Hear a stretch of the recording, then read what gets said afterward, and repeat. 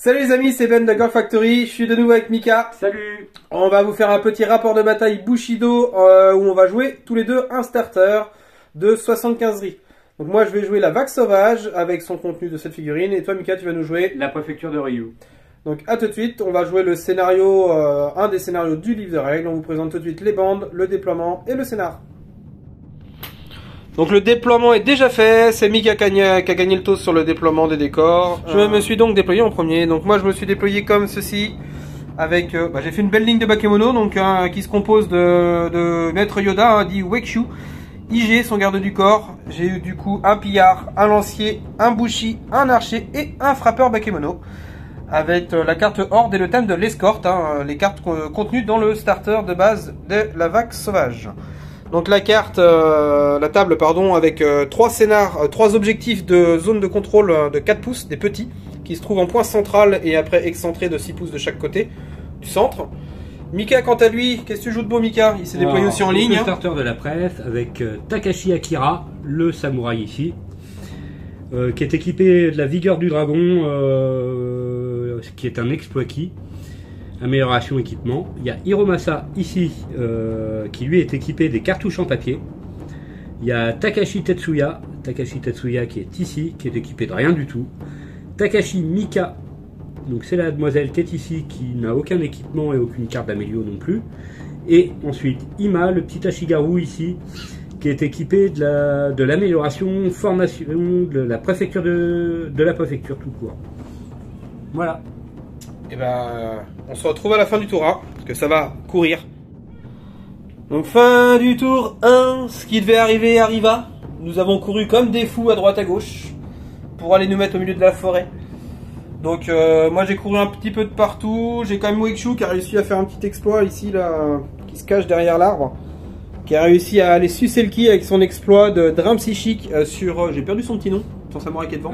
C'est Akira Takashi. Sur Akira Takashi. Donc je lui ai piqué les 2 ki qu'il avait générés. Ça fait toujours plaisir. Ça mange pas de pain. Fin du tour, à la phase finale, du coup, moi j'arrive à prendre le contrôle de 2 zones.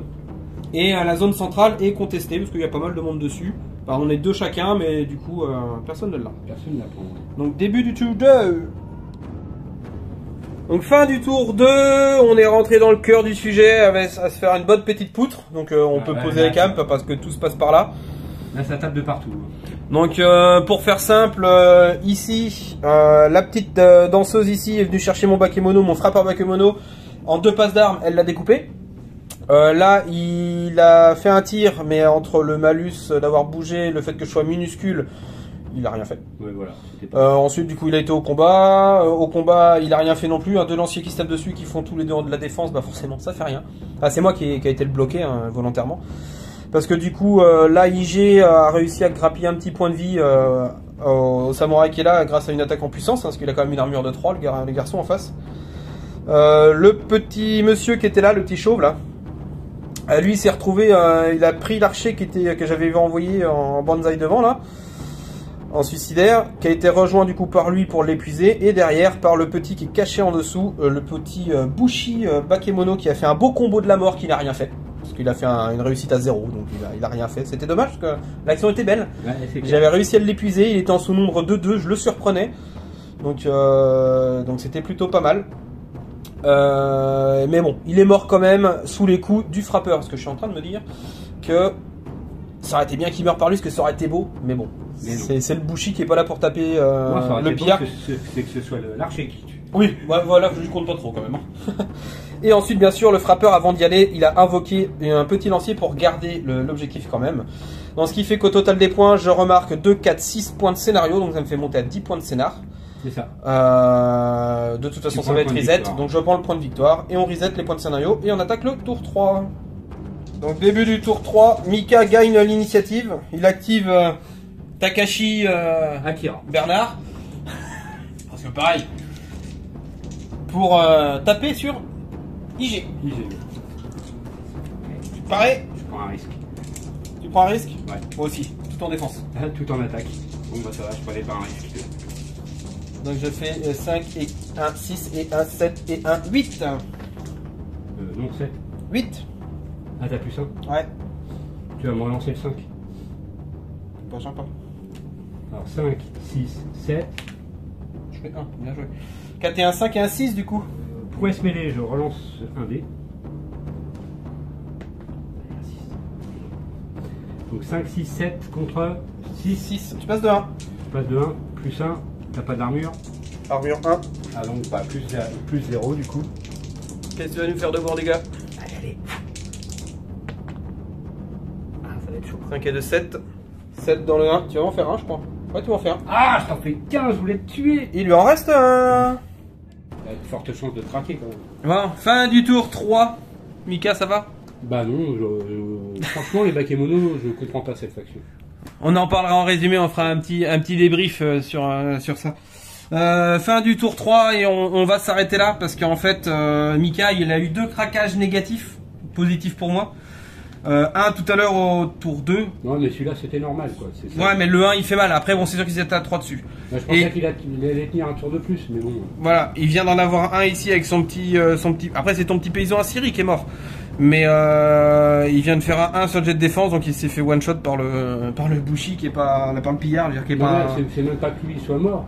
C'est que t'es invoqué à mort et qu'on se retrouve à 9 contre 2. Et voilà, là il a plus que 3 figurines, alors c'est 3 plus grosses par rapport à ce que tu avais au départ. Ouais. Je pense, à peu près. Non, même pas, enfin quasiment. Et c'est surtout que moi maintenant j'ai 9 figurines en fait, et j'ai... Sur tous les objectifs en fait j'ai plus de figurines et plus de points que lui, et il peut pas le remonter ça. À moins de faire énormément de dégâts. Après, j'ai pas mal de figurines qui sont entamées. Mais t'es trop nombreux pour que j'y arrive. Mais là pour le coup je suis assez nombreux. Donc fin du tour 3, je leur score du coup 6 points de scénar. Petit résumé de la fin, à la fin du tour 4. Le petit Gunzo qui était là, après des petits combats acharnés avec le lancier, le pillard a décidé de se désengager et de se barrer. On s'est dit, l'herbe est plus verte ailleurs. Bah, c'est ça, ouais. Ouais, voilà. Il avait peur de mes petits bras. C'est juste histoire de pas mourir. La nénette, elle s'est pris une charge de dos par un frappeur qui a fait une charge, qui a fait 2 boosts de mêlée. Donc il a tapé à 4D tout en attaque. Elle a tanké l'attaque. Derrière lui, ça m'a permis de l'épuiser en fait pour pas qu'elle me le tue parce que lui il lui restait qu'un point de vie et elle l'a raté, donc c'est vraiment le coup de pas de bol parce qu'en première active c'est ce qu'il a fait, il m'a séché IG à sa première activation parce qu'il a eu l'initiative. Moi j'ai joué après je sais plus quoi et derrière lui il est venu là, il m'a séché, il a tenté de me le sécher sauf que il a réussi, il s'est craqué et j'ai tenu bon, je sais plus, enfin j'ai fait un boost en mêlée et j'ai fait un bon jet de défense. Un bon jet de défense. Sachant qu'il lui restait plus qu'un point de vie. Donc c'est vrai que Mika était un peu débité parce qu'il lui restait que 3 figurines, moi j'étais à 9, maintenant j'en avais quand même que 3 qui étaient à 1 point de vie, une qui était à 2 points de vie, donc ils restent quand même assez fragiles et ils peuvent vite tomber, mais voilà, les dés ont parlé, mais pas dans le bon sens pour Mika, donc elle a tenu, moi je l'ai chargé derrière, j'ai rien fait, les dés ont parlé aussi, j'ai fait un beau jet de moule. Le lancier est venu pareil, là il tape, il perd 4 dés en mêlée parce qu'il est en dessous, donc il est épuisé, je le surprends, c'est la complète et je fais un beau triple 1 sur mes jets d'attaque. Moi je fais un beau 6 sur la défense. Je fais un beau 6 sur la défense, donc voilà, que dire, mon attaque ne passe pas. Donc le tour 4 est terminé. La grosse survivante de la game. C'est clair. Lui aussi, parce que lui au final je lui ai quasiment rien fait. Hein. Il a pris un point. Voilà, il a pris un point de vie, moi je réinvoque du coup IG. Ici pour revenir occuper notre ami Takashi. Et puis surtout reprendre la zone quoi. Aussi reprendre la zone au passage. Quand même. Moi je vais remarquer 6 points de scénar du coup. Est-ce qu'il va me monter mon total à 12 et tu prends le dernier point de victoire. Prends un deuxième point de victoire. Donc on va s'arrêter là parce que de toute façon moi j'ai déjà 2 points de victoire, il ne reste plus qu'un seul à prendre au tour 6, mais Mika du coup même s'il le prenait, ce qui va être quand même assez compliqué. Je perdrai quand même et avec le sous-nombre que j'ai, je pense que je le reprendrai jamais de toute façon. Voilà, parce que là, même s'il a l'initiative, de toute façon le seul intérêt qu'il a c'est, si on théorise un petit peu le tour 5, c'est de venir me bouffer IG clairement parce que c'est la menace.